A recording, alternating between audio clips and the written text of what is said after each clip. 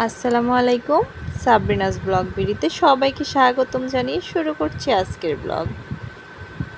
কেমন আছেন সবাই? আশা করছি সবাই ভালো আছেন। আলহামদুলিল্লাহ আমরাও ভালো আছি। আজকে সকালে রেডি হয়ে গ্রামের উদ্দেশ্যে রওনা হলাম। গ্রামের বাড়িতে যাচ্ছি শুধুমাত্র আব্দুল্লাহর জন্য। আব্দুল্লাহ অনেক এক্সাইটেড, সে বাড়িতে যাবে। তো আমরা আমাদের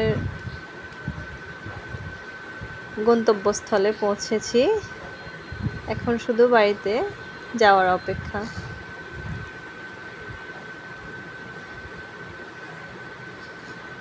আব্দুল্লাহ ছোটবেলা থেকে অনেক খোলামেলা জায়গা অনেক পছন্দ করে, তো গ্রামে আসলে তো আর কোনো কথাই নেই।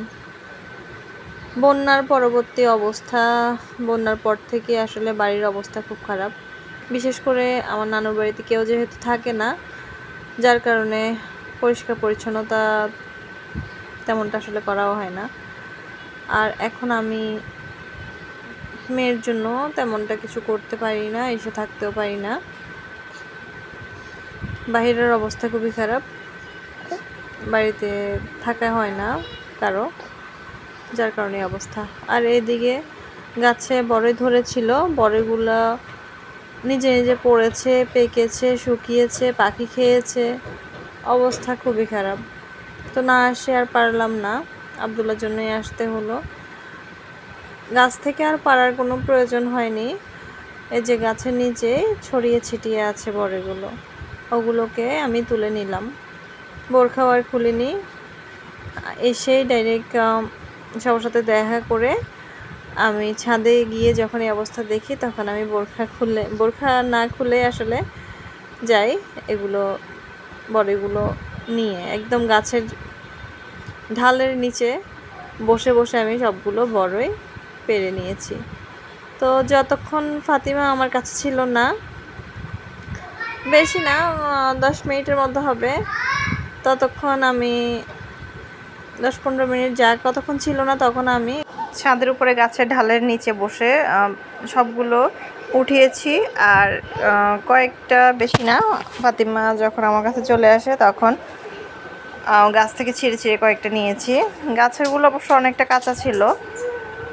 তো আমরা নিচে যেগুলো পেরেছি অনেকগুলো হয়েছে, তো সবাইকে এখান থেকে ভাগ করে দিয়েছি। বাজারের ব্যাগে এক ব্যাগ, যদিও বাজারের ব্যাগটা এত বড় না।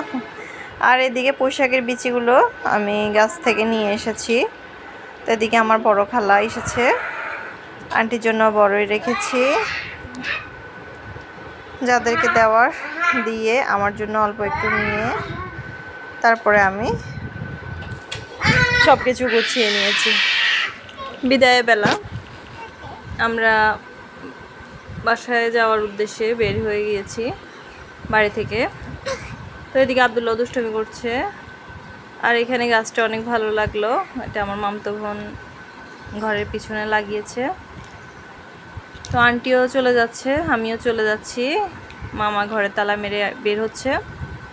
এটা হচ্ছে আমাদের ঈদগাহ, গ্রামের ঈদগাহ, যেখানে ঈদের নামাজও হয়, কেন্দ্রীয় ঈদগাহ। তো আমরা গাড়ির জন্য অপেক্ষা করছিলাম। আমি তো ভেবেছিলাম গাড়ি পাবোই না, অনেকক্ষণ ওয়েট করার পরও কোনো গাড়ি পাচ্ছিলাম না। রিটার্ন কোনো গাড়ি যাচ্ছিল না, যেহেতু আসরের টাইম হয়ে গিয়েছিল। যাত্রী পাবে না, যাত্রী নেই, যাবে না, ইফতারের টাইম, এসব বলে আসলে গ্রামের সিএনজির ড্রাইভাররা একজনও ছাগল নিয়ে আবার ব্যাক করতে রাজি হচ্ছিল না। তো কোনোভাবে আল্লাহ আল্লাহ করতে করতে একটা সিএনজি পেয়েছি, তারা অনেক রিকোয়েস্ট করে আমি তারপরে বাসায় ব্যাক এসেছি। আর এখানে যেহেতু আজকে আমাদের বাইরে যাওয়া হয়েছিল, বাসায় ইফতার আর বানানো হয়নি, শুধু ভুট্টা ভাজি করা ছিল, আর বাকিগুলো আমি বাইরে থেকে কিনে এনেছি। আর আব্দুল্লাহ এখানে আমাকে একটু জুস দিয়েছে ইফতার করার জন্য।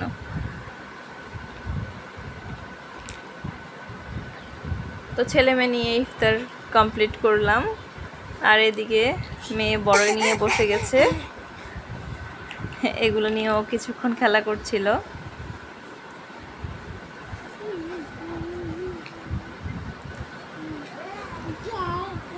তো আজকে এ পর্যন্ত।